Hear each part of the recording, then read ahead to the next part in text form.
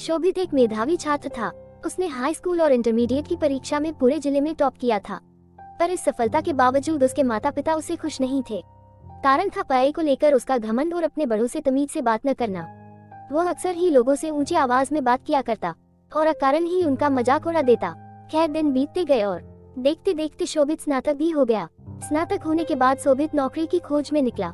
प्रतियोगी परीक्षा पास करने के बावजूद उसका इंटरव्यू में चयन नहीं हो पाता था। शोभित को लगा था कि अच्छे अंक के दम पर उसे आसानी से नौकरी मिल जाएगी, पर ऐसा हो न सका। काफी प्रयास के बाद भी वो सफल ना हो सका। हर बार उसका घमंड, बात करने का तरीका इंटरव्यू लेने वाले को अखर जाता और वो उसे न लेते निरंतर मिल रही असफलता से शोभित हताश हो चुका था।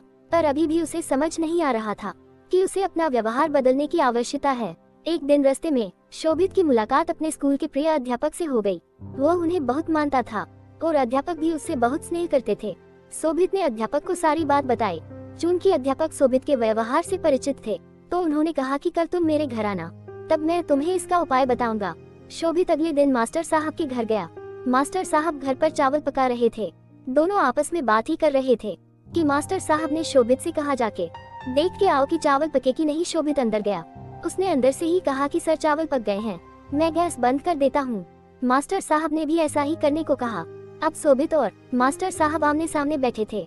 मास्टर साहब शोभित की तरफ मुस्कुराते हर बोले, शोभित, तुमने कैसे पता लगा कि चावल पक गए हैं? शोभित बोला, ये तो बहुत आसान था।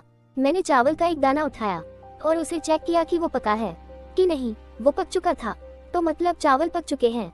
मास्टर जी गंभीर होते हुए बोले, यही तुम्हारे असफल होने का कारण है।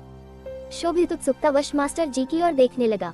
मास्टर साहब समझाते हुए बोले कि एक चावल के दाने ने पूरे चावल का हाल बयां कर दिया।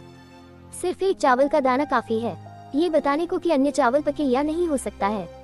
कुछ चावल न पके होकर तुम उन्हें नहीं खोज सकते, वो तो सिर्फ खाते वक्त ही अपना स्वभाव बताएंगे। इसी प्रकार मनुष्य कई गुणों से बना होता है। पढ़ाई लिखाई में अच्छा होना उन्हीं गुणों में से एक है, पर इसके अलावा अच्छा व्यवहार, बड़ों के प्रति सम्मान, छोटों के प्रति प्रेम, सकारात्मक दृष्टिकोण, ये भी मनुष्य के आवश्यक गुण हैं और सिर्फ पढ़ाई लिखाई में अच्छा होना से कहीं ज्यादा जरूरी है। तुमने अपना एक गुण तो पका लिया, पर बाकियों की तरफ ध्यान ही नहीं दिया।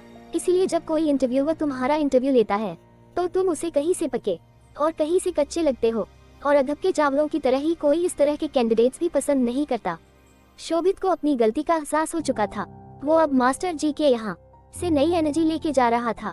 शिक्षा, हमारे जीवन में भी कोई न कोई बुराई होती है, जो हो सकता है हमें खुद नजर न आती हो, पर सामने वाला बुराई तुरंत भांप लेता है। अतः हमें निरंतर यह प्रयास करना चाहिए कि हमारे गुणों से बना चावल का एक एक दाना अच्छी तरह से पका हो, ताकि कोई हमें कहीं से चखे, उसे हमारे अंदर पका हुआ दाना ही मिले। सदैव प्रसन्न रहिए, जो प्राप्त है वही पर्याप्त है।